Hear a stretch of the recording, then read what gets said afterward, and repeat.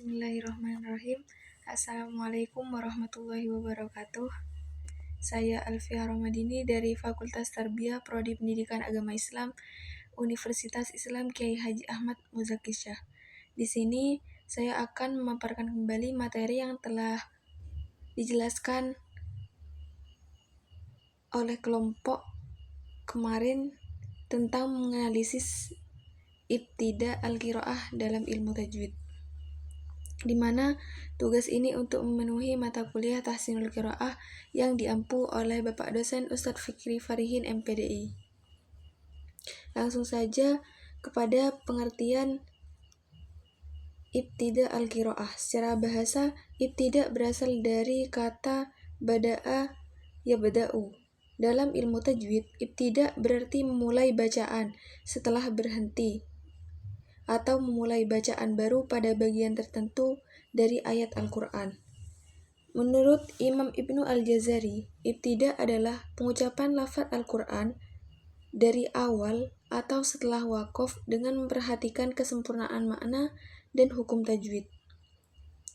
Dalam konteks ilmu tajwid, ibtidaul qiraah berarti memulai bacaan Al-Quran pada suatu kata atau ayat tertentu dengan tujuan untuk membaca secara benar sesuai kaidah tajwid dan makna yang utuh. Dalam istilah para ulama tajwid, ibtida adalah memulai bacaan tanpa menyambungnya dengan bacaan sebelumnya.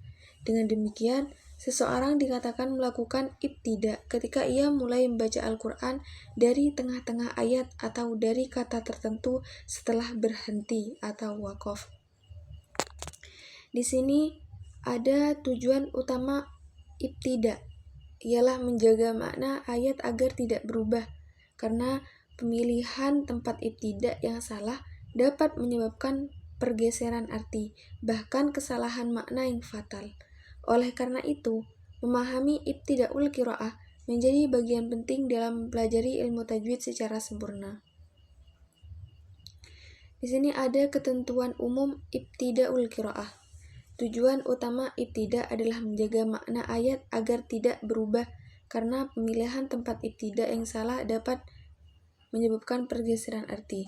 Ibtida harus dilakukan pada tempat yang sesuai dengan makna. Ibtida dilakukan setelah berhenti.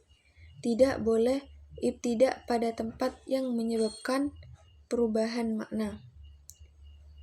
Dan ibtida disertai niat membaca dengan tartil. Ibtida dari hamzah wasol adalah hamzah yang ditulis di awal kata, tetapi hanya dibaca ketika berada di permulaan bacaan. Sedangkan ketika disambung dengan kata sebelumnya, hamzah tersebut tidak dibaca. Ciri khas hamzah wasol adalah tidak memiliki harokat tetap, melainkan berubah sesuai dengan harokat huruf ketiga dalam kata tersebut. Hamzah wasol adalah hamzah yang tertulis di atas alif, tapi tidak dibaca ketika tersambung dengan kata sebelumnya. Namun, hamzah wasol ini dibaca ketika ibtida, ketika memulai bacaan dari kata tersebut. Aturan bacaan hamzah wasol saat ibtida.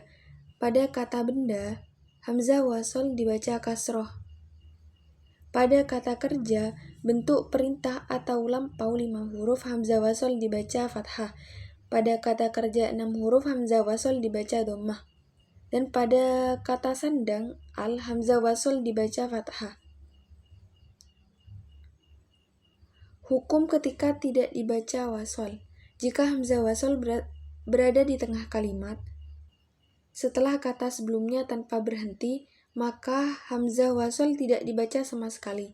Misalnya dalam bis-sobri was-sholah, hamzah pada as-sholah dihapus karena terhubung langsung dengan huruf sebelumnya. Namun saat berhenti pada wallahu memulai kembali, maka hamzah dibaca kembali. Ketentuan tanwin bertemu hamzah wasol. Dalam sebagian qiraah terdapat nun iwad atau nun wiqayah, yaitu penambahan huruf nun sebagai pengganti suara tanwin agar bacaan lebih mudah. Menurut penelitian Al-Jazari, kasus tanwin bertemu hamzah wasol hanya terjadi pada sekitar 33 tempat dalam Al-Quran. Hukum bacaan. Ketika sesuatu kata berakhir dengan tanwin dan diikuti oleh kata yang diawali dengan hamzah wasal, maka tanwin tersebut dihilangkan bunyi nunnya dan bacaan disambungkan langsung dengan kata berikutnya. Hal ini terjadi karena hamzah wasal tidak dibaca ketika disambung. Contoh kasusnya pada surat Al-A'raf ayat 7. Wal waznu yawma idinil haqq.